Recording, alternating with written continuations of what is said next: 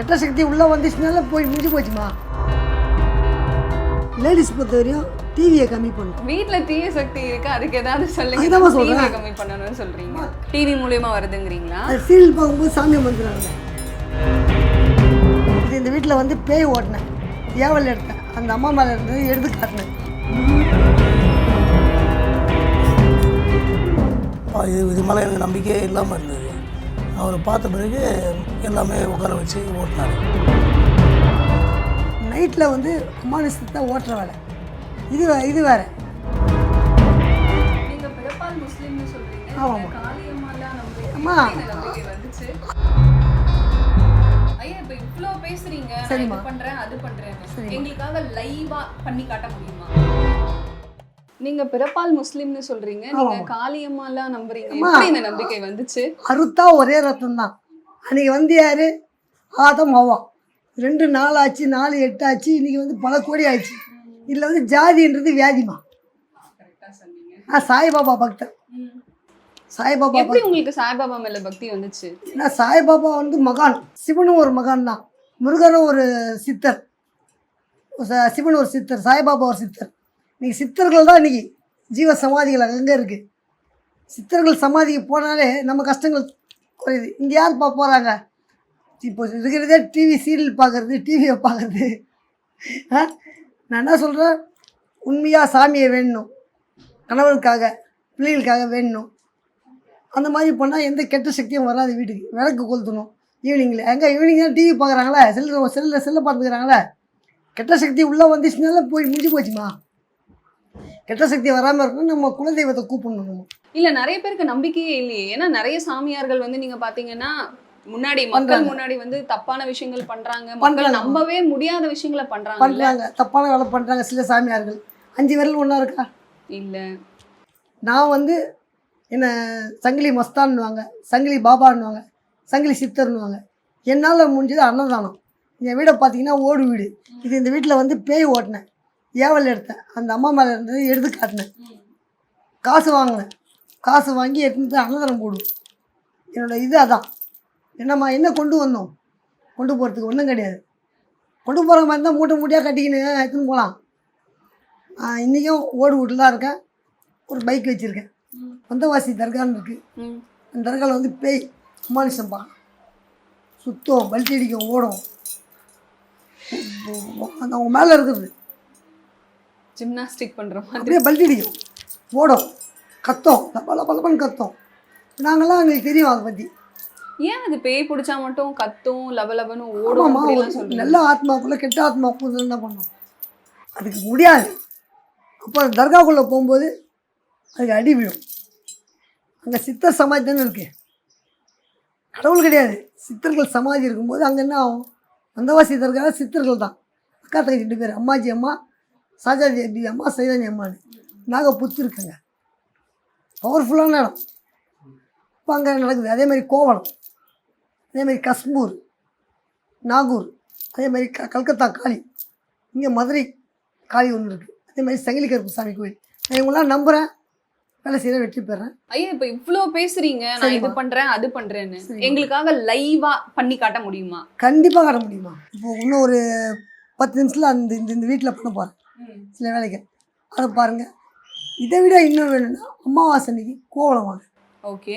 கோவளத்தில் நைட்டில் பண்ணுவேன். அங்கேயும் இந்த மாதிரி வேலைகள் தான் பண்ணிட்டு இருக்கீங்களா? நைட்டில் வந்து அமானுஷத்தை ஓட்டுற வேலை இது வேறு. என்ன மாதிரி பேய் பிடிச்சா கல்லில் மண்ணில் பதிப்பேன். அது இப்போ வச்சு உட்கார வச்சுட்டு மூஞ்சில் துணி போட்டு மாலை போட்டு பூசணிக்கெல்லாம் வச்சு அவன் மேலே இருந்து இறக்கி கடலில் அடிச்சுடுவேன். அப்போ மண்ணில் ரொம்ப கைகாலெலாம் அவங்களுக்கு ஃப்ரீ ஆகிடும், உடம்பு ஃப்ரீ ஆகிடும். இன்றைக்கி நான் வந்து இன்னும் ஒரு 10 நிமிஷத்தில் பூஜை காட்டுறேன், பார்த்துக்குங்க. எடுத்து லைவாக போடுங்க.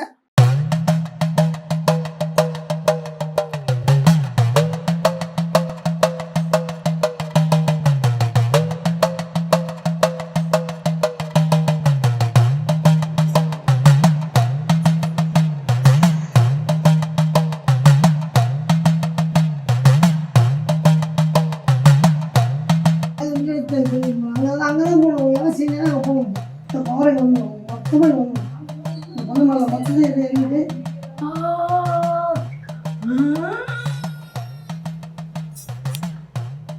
அப்படியே சாயம் புடி சாஞ்சா புடி ரெண்டு புடி. ஆமா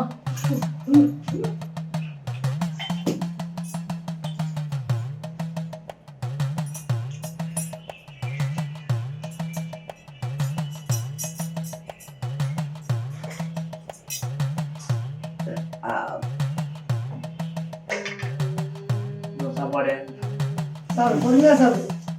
ஏன் நிறைய போட்டீங்க? நீ சாப்பிடு வை. நான் கொஞ்சம் தான் நீ சாப்பிடுவேன். சாப்பிடு வை. நீ சாப்பிடு வை. மீன் குழம்பு பிடிச்சதை வச்சுக்கிறாங்க சாப்பிடு வை. ஏய், சாப்பிட்டு வை சாப்பிட்டு வை. உனக்கு ஒன்றும் பண்ணல சாப்பிட்டு வை.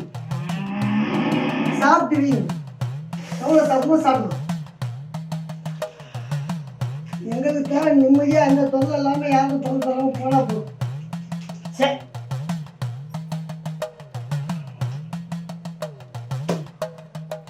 அப்புறம் இந்த பக்கம் நீ தலை காட்டினா சாப்பிடு. சாப்பிடு.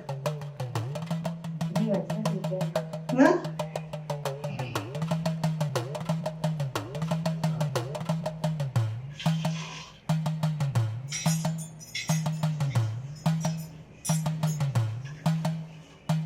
இல்லைப்பா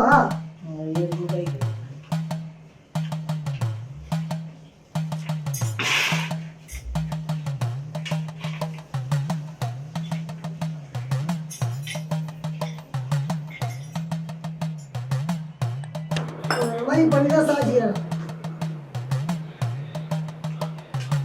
இதுவா இந்த ஆணி தான் வீட்டில் கட்டணும். அதில் ஃபுல்லாக எழுதிக்கிட்டு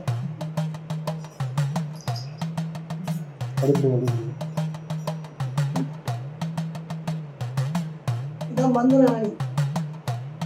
இதுக்கப்புறம் உள்ள வந்தோம்னா தள்ளே இருந்த ஒரு அதை ஆட்டி படிக்கும். இதுக்கப்புறம் கொஞ்சம் கொஞ்சமாக வேலை முடியும். கண்டிப்பாக இந்த வீட்டில் இருக்கிறவரு. வணக்கம் ஐயா. இப்போ இவர் உங்க வீட்ல வந்து பண்ணாரு இல்லையா, அதை நீங்க நம்புறீங்களா? யாருக்கு என்ன பண்ணாருன்னு சொல்லுங்க. எங்கள் ஒய்ஃபுக்கு வந்து ரொம்ப உடம்பு சரியில்லை. கை கால்லாம் உடம்புலாம் வலி. நைட்டு 2 மணி ஆனால் எழுந்து உட்காந்துக்கின்னு ஒரு பிரச்சனையாக இருந்தது வீட்டில். அதுக்காக ஐயாவை வந்து போய் பார்த்து கூப்பிட்டு கேட்டேன். கேட்டதுக்கு வீட்டுக்கு வந்து பார்த்து சொல்கிறோமான்னு சொன்னார். வீட்டுக்கு வந்தார், பார்த்தாரு.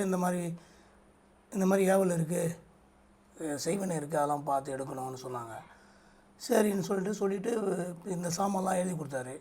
சரி ஐயா நீங்களே வாங்கி வந்துடுங்கன்னு சொல்லிவிட்டு ஐயா வாங்கி வந்துட்டாங்க. வாங்கி வந்த பிறகு வச்சு பார்த்தாரு. இது மேலே எனக்கு நம்பிக்கையே இல்லாமல் இருந்தது. அவர் பார்த்த பிறகு எல்லாமே உட்கார வச்சு ஓட்டினார். உங்கள் மனைவி மேலேயே மனைவி மேலேயே. இதுக்கு முன்னாடி நம்பிக்கை இல்லைன்னா எப்படி? இதுக்கு முன்னாடி ஒருத்தர் வந்து நிறைய கோவில்களாக ஆகிட்டு போய் பார்த்தேன்.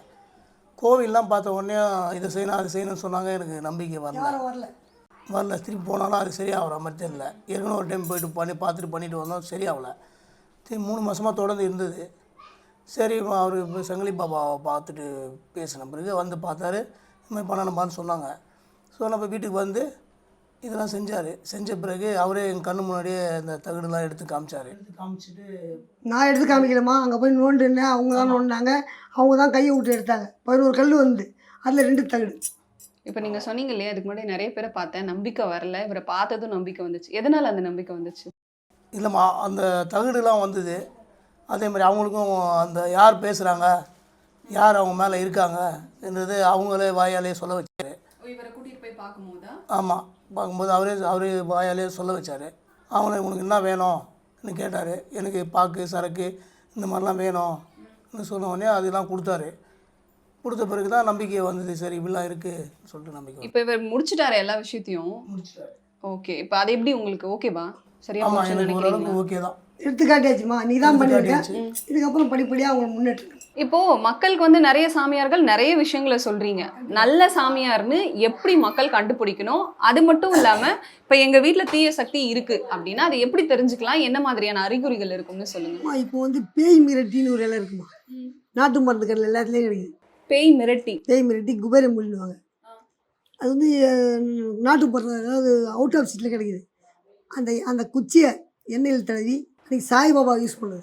அது என்ன குச்சி? எப்படி இருந்து வருது? செடி. அப்படி ஒரு செடி இருக்கா? நீங்கள் நாட்டு மருந்து கிடைக்குது, யூடியூப்லேயே பார்க்கலாம். பேய் மிரட்டி, அது பேர் குபேர மூலிடுவாங்க. ஏன் அதுக்கு பேய் விரட்டி? அந்த இலையை அந்த திரியை போட்டால் வீட்டில் இருக்கிற கெட்ட சக்தி ஓடும். அமானுஷ சக்தி எதுவாக இருந்தாலும் ஓடும்.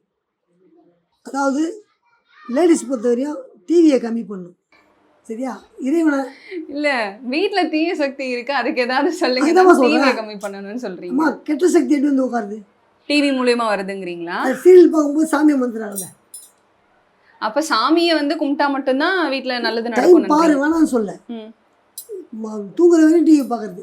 இல்ல இப்ப சாமியை கும்பிட்டா மட்டும்தான் வீட்டுக்கு நல்லது நடக்குமா? கெட்ட சக்தி வராதுல்ல.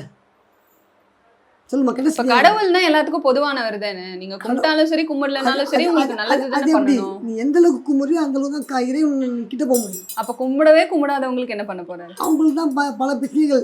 அப்படி பார்த்தா கும்பிடாதவங்க சாமியே இல்லைன்னு சொல்றவங்க தான் இந்த உலகத்துல நிறைய இடத்துல பெரிய இடத்துல இருக்காங்க, நல்லாவும் இருக்காங்க. சாமி இல்லைன்னு சொல்றாங்க. அவங்க மனைவி சாமி கும்பிடாம இருக்காங்க. ஒருத்தர் இல்லைன்னு சொன்னா அந்த இல்லம்மா, குடும்பம் மொத்தமுமே நம்பும் இப்ப இல்லையா? நான் போய் சொல்றேன் சாமி இல்லைன்னு சொல்றேன். ஏன்னா என் மனைவி சாமி போய் கும்பிட்டானா நான் யாருன்னு சொல்ல விரும்பல. இருக்காங்க அப்படியும். கட்சி ரீதியாக இருக்காங்க. ம். கட்சி ரீதியாகவே சாமி இல்லைன்றாங்க. பார்த்தா அவங்க வந்து அவங்க மனைவி சாமி ஒருத்தரோட தனிப்பட்ட விருப்பம்ங்கிறது வேற இல்லையா? இல்லை நீங்கள் சாமியை நம்பலன்றீங்களா சொல்கிறேன். சாமி இருந்தால்தான் தான் சைத்தா இருக்கு. இந்த சைத்தாங்கிறதால தான் சாமி இருக்கு. ஐயா, உண்மையான சாமியார் போலியான சாமியார் எப்படி மக்கள் அவங்களை கண்டுபிடிக்கிறது? நான் வந்துமா இன்றைக்கி வந்து சங்கிலி போட்டிருக்கேன் உடம்புல. கருப்பு சாமியாக இருந்தது. நான் உண்மையை பேசுகிறேன், உண்மையை பண்ணுறேன். நீ பல சாமியார்கள் பொய்களை பேசும்போது அவன் அக்கௌண்ட்டில் பைசா போடு அப்படின்றாங்க. இது நம்பி அக்கௌண்ட்டில் பைசா போடுறாங்க. அது ஆஃப், சுவிட்ச் ஆஃப், ஃபோன் ஆஃப், அது மாதிரி பண்ணுறவங்க இருக்காங்க. நேரில் வந்து பார், நேராக என்னை வந்து பார். பார்க்கும்போது சில விஷயங்கள் நான் சொல்லும்போது நம்பிக்கை இருந்தால் எந்த சாமியாராக இருந்தாலும் சரி நேரில் சாமியார் இருந்தால் சும்மா சாமியார்னு போவார். நேரில் பார். அந்த கண் பார்வை, உங்கள் பார்வையிலேயே எனக்கு தெரியும்.